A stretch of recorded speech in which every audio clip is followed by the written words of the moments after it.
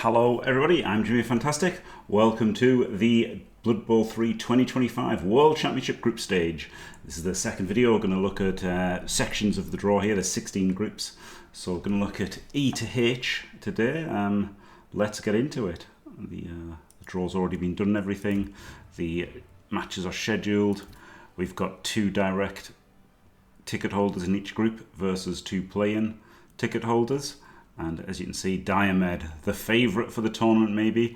I know he's not the current world champion, but for me, he's the best player in the world at the moment. So we're not starting with him. We're starting with Kopex, who is another direct ticket holder. Let me find him on the sheet here. He's from France and qualified through the official playoffs season 8. Has an Orc team where he's only got 1 guard, big and blocker.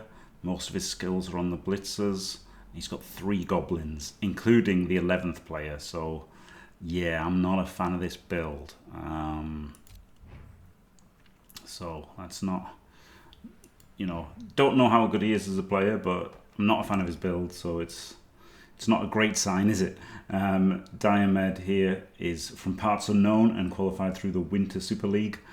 He also won every other season. He won all 3 Super Leagues. He's absolutely incredible player. And I like his build so much I copied it. So yeah, great player, lovely build. Definitely one of the favourites to win the whole thing. And I think he's going to be quite happy with this group, honestly, because these other opponents, they've got issues, issues. So here's Clay Infinity. His issue is he's got a Chaos team. He's from Australia, qualified from DUBBL. He's got a block ogre, got some more block. Again, I don't want to go too much into the teams at this stage because we've already looked at them all. But it's not. It's chaos, right? Like, look, they've got through the play-ins. But I don't think he's got a great chance. And Padawan qualified through Hungary. No, qualified through the MOL and is Hungarian. He's got the double wolf build, but a wrestle ghoul, and he's got through the play-ins. But from what I've seen, I think Diomed is almost certain to go through this group. And honestly, who joins him? Maybe Clay Infinity.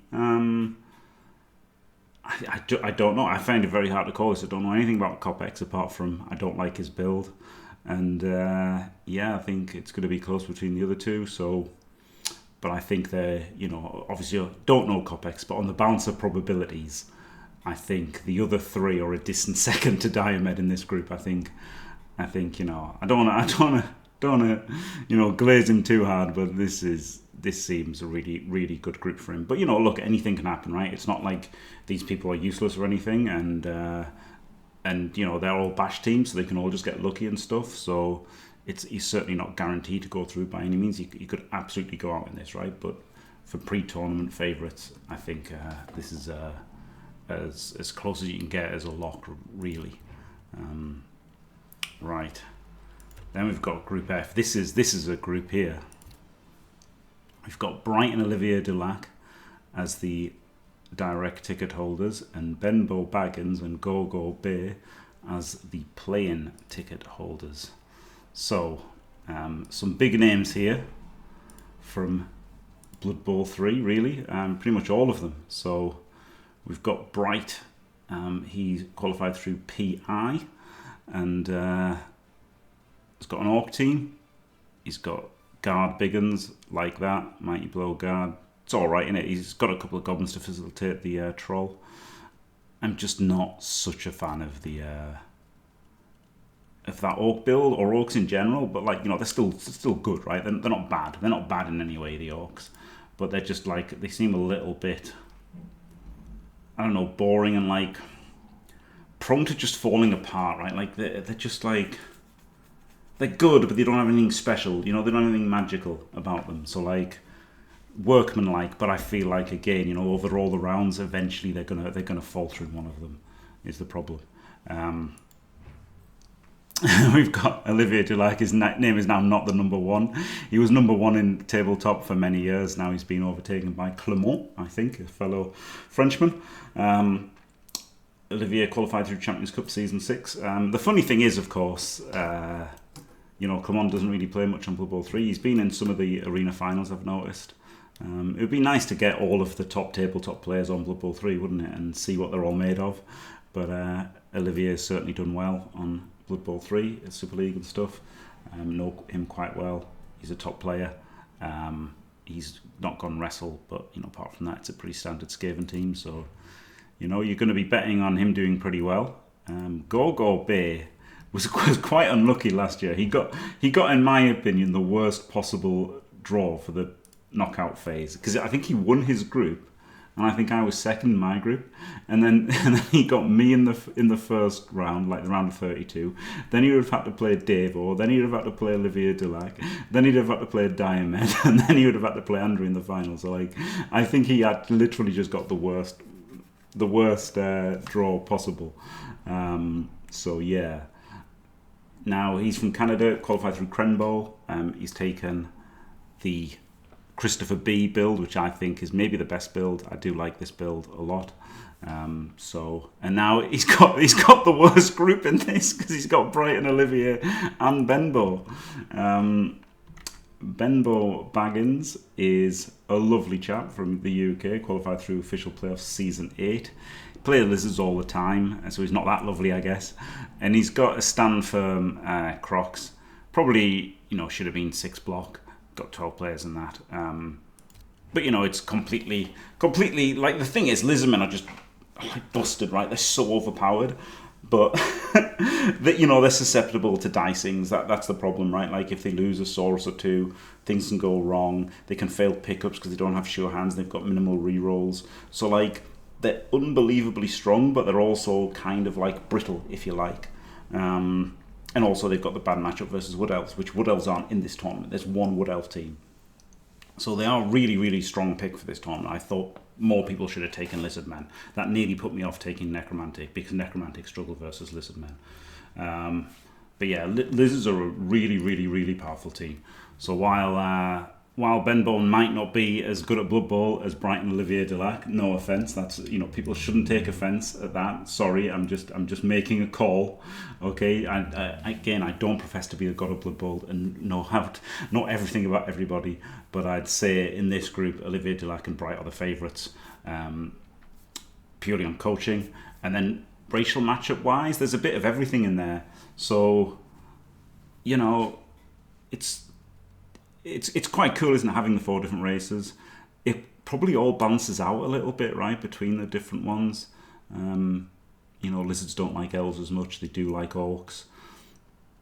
I don't know. I think this will be a very interesting one, and of course, wouldn't be surprised to see Gogo Bay or Benbow get some results and get through. So yeah, that's Group F. Now I've got Group G here. This one, the direct tickets are Arzawain and Starferret. The play-ins are Will Shoebox and Vela Hoppier. So Vela Hoppier is a top player. Arzawain's a top player. And I'm not really know much about Starferret and Will Shoebox, so interesting. If we look at Arzawain here, he qualified through the Summer Super League and is Spanish, and he's taken a very sensible human team. I say sensible, apart from the order, it's pretty sensible. Starferret, on the other hand, I know he's British, and he qualified through Champions Cup Season 6, and he's taken Skaven with Sneaky Git. Look, it's probably not a bad idea. He probably has to high roll to win these games, and Sneaky Git lets him do that. So, but yeah, I don't think it's obviously not standard at all. He's only got 12 players.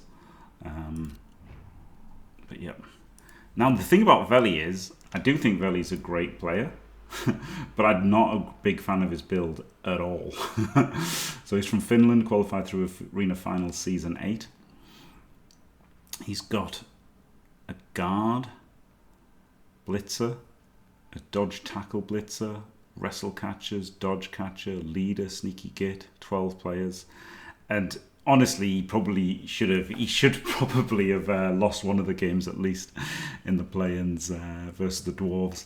So yeah, as much as I think he's a great player, I'm not a big fan of his team. And then we've got Will Shoebox here. Maybe this is Will Shoebox's time to shine. He's from the United States, qualified through TABBL. Haven't heard of that. Haven't heard of him. He's got a Berserker. He's got a couple of ults. He's got a bit of guard anyway, hasn't he? Got loads of players. Got a dirty player. So perfectly capable of causing an upset. Again, maybe he's not that much of an upset if he does. I think probably Starfire at Skaven team is maybe better than Veli's Elves. The Norse have got like kind of good matchups. So do the humans though. So I think Arzawain is very favoured to get through this group. And then probably Velahop here joining him. And that brings us to Group H, which I don't actually remember Jeff Hayes from Blood Bowl 2, but apparently he's won 2 World Cups and 2 Euro Bowls, so quite the force on tabletop. Plo also in from the play-ins, but the 2 directs are Manic Michael and Sprinter. So Manic Michael I have not heard of at all, and he's taken Chaos with a Block Minotaur. So, he might be a force. He's from United States of America, PlayStation, qualified through Murder Bowl. So, but again, balance of probabilities. I'm sorry, Manic Michael, but I can't get on board with your chances. Sprinter, I think I remember the name Sprinter. It's from Germany, qualified through DBBL. I qualified through DBBL for one of these cups one time. So maybe I played him there. Germany's pretty good at Blood Bowl as a rule, so to win DBBL, he's probably decent. As far as his team, it's kind of a normal team, isn't it? Three blitzers, couple of witches, leader runner. It's like almost the same as PC's team, so a very sensible team. Yeah, I don't know. They're probably okay. Oh, do you know what? I should look at all the customizations, shouldn't I? It's kind of cool looking team. Just realised. So yeah, interesting. I think I'm probably going to pick him and Jeff Hayes to get through this. Jeff here from France, qualified through LFBB. He's got Skaven. He's dropped the sidestep from the normal skills, and he's got tackle rather than mighty blow. So yeah, not much to see there. It's a Skaven team. And then we've got Plo, more Plovac. Is an old favourite. He used to stream a bit. Lovely chap from Croatia. Best player in Croatia. Only player in Croatia, question mark. Qualified through BB Tactics. He's got Undead. Undead were woefully undertaken in this tournament. I think they probably could have been taken a bit more, but the problem is these days I feel like Necro just outclassed them a bit now, with the sidestep on the Wraiths. But, a complete reasonable team can definitely do stuff with this, and he changed the names because of me, so I'm happy about that. He's got memories of 96 and that 96 and 98. Great, this old Croatian football team with a red and white checkerboard. So there you go. I like Plo.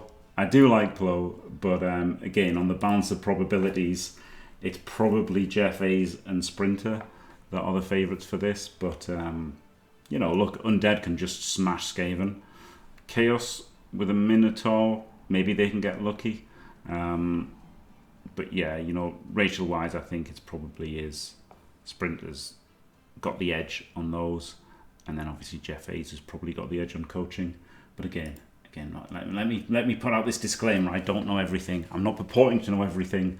Some people might be absolute surprises come through and be amazing. So it's going to be good to find out, isn't it? Thanks for watching, everybody. Don't forget to leave a like and subscribe, and stay fantastic.